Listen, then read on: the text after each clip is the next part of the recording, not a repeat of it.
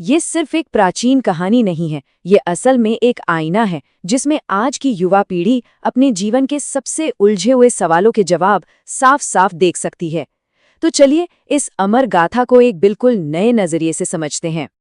अब सबसे बड़ा सवाल जो दिमाग में आता है, आखिर धर्म क्या है, सत्य क्या है, एक इंसान को अपना जीवन सही तरीके से कैसे जीना चाहिए। देखा जाए तो पूरी महाभारत इन्हीं सवालों के इर्द गिर्द घूमती है। ये कोई आम युद्ध की कहानी नहीं है, बल्कि जीवन जीने का एक पूरा का पूरा ब्लूप्रिंट है। और आज की हमारी ये चर्चा इन्हीं गहरे सवालों को सुलझाने की एक कोशिश है। और अगर इसके आकार की बात करें तो ये कोई छोटी मोटी किताब नहीं है। महर्षि वेदव्यास जी के इस रचना में 1,00,000 से भी ज्यादा श्लोक हैं। जी हाँ, पूरे 1,00,000। इसी वजह से ये दुनिया का सबसे बड़ा महाकाव्य माना जाता है। इसे आप ज्ञान, राजनीति और इंसानी जज्बात का एक ऐसा समंदर कह सकते हैं जिसका सच में कोई किनारा नहीं है।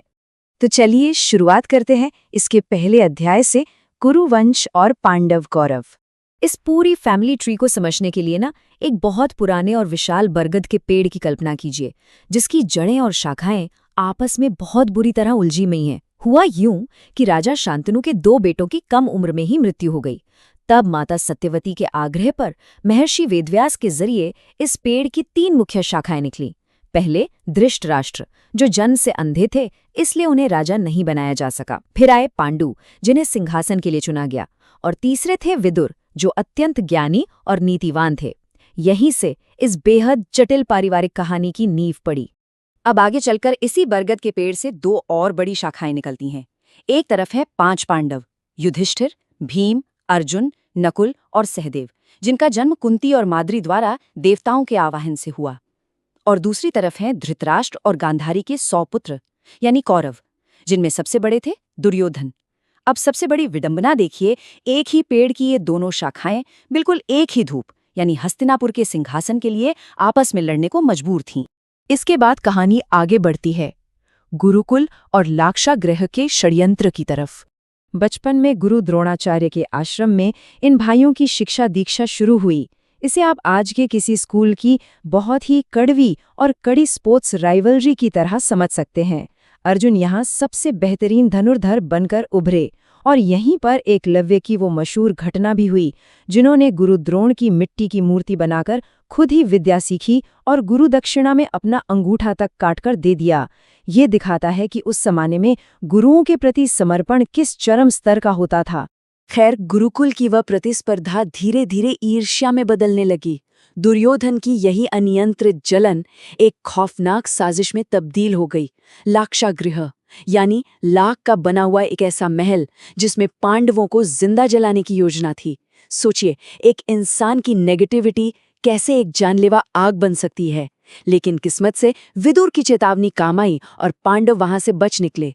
इसी अज्ञात वनवास के दौरान उनका विवाह द्रौपदी से हुआ, जो आगे चलकर 5 भाइयों की पत्नी बनी।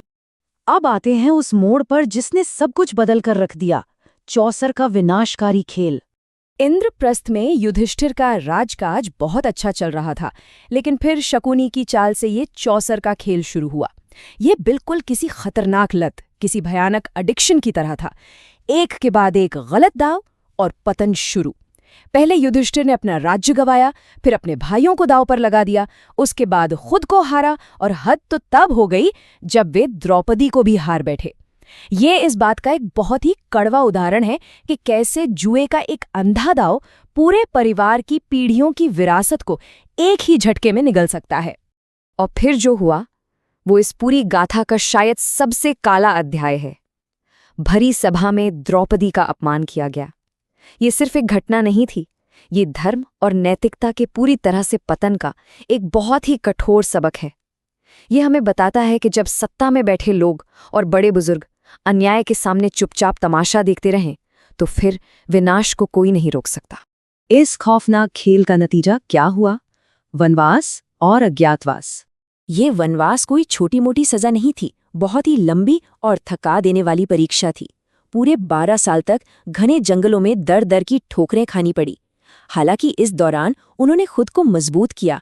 अर्जुन ने दिव्यास्त्र जुटाए, भीम ने हिडिंब और बकासुर जैसे राक्षसों का खात्मा किया। फिर एक साल राजा विराट के दरबार में भेष बदलकर यानी अज्ञातवास में बिताया। लेकिन जब ये पूरी सजा काटकर उन्होंने अपना राज्य वापस मांगा तो दुर्योधन ने साफ इनकार कर दिया। शांति के सारे रास्ते बंद हो चुके थे। और इसी के साथ हम पहुंचते हैं इस गाथा के चरम पर, कुरुक्षेत्र का भयानक युद्ध। लेकिन युद्ध शुरू होने से ठीक पहले एक बहुत ही गहरा वैचारिक पल आता है। जब अर्जुन युद्ध के मैदान में अपने ही गुरुओं, दादा परदादा और भाइयों को सामने खड़े देखते हैं तो उनके हाथ कांपने लगते हैं, धनुष गिर जाता है। उस भारी कन्फ्यूजन और निराशा के बीच श्री कृष्ण उन्हें वो शाश्वत ज्ञान देते हैं जिसे हम श्रीमद् भगवद गीता के नाम से जानते हैं। ये वो ज्ञान है जो आज भी हमें कर्म, कर्तव्य और जीवन की उलझनों को सुलझाने का रास्ता दिखाता है। और फिर शंखनाद हुआ, दुनिया को हिला देने वाले उस महायुद्ध का।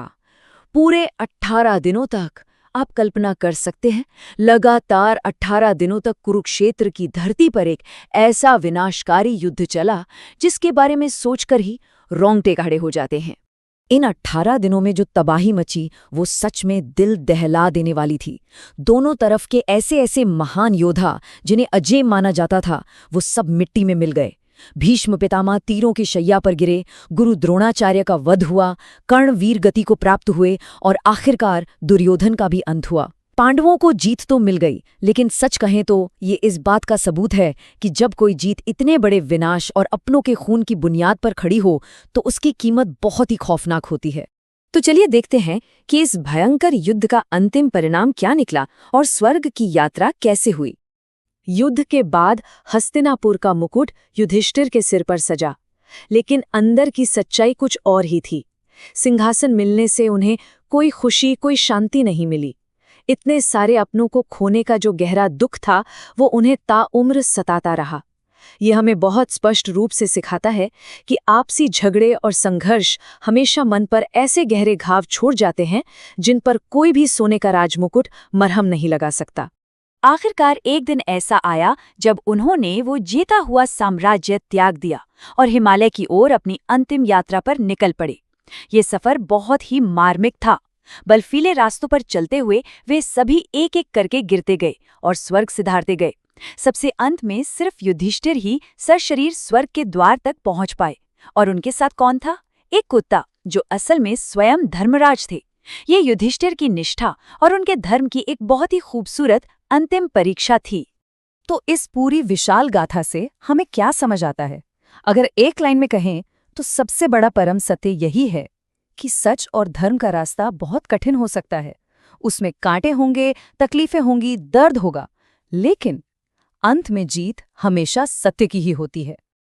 अब इस चर्चा को खत्म करने से पहले मैं एक बहुत ही गहरा सवाल आपके सामने छोड़ना चाहता हूँ। अगर सच के रास्ते पर चलने की इतनी भारी कीमत चुकानी पड़ती है तो आज की इस भागदौड़ भरी जिंदगी में हम और आप उस रास्ते पर चलने का साहस कैसे जुटा सकते हैं? इस प्राचीन ज्ञान को अपने आज के जीवन में कैसे उतारना है, बस इसी पर विचार करना इस गाथा का असली मकसद है। सोचिएगा जरूर।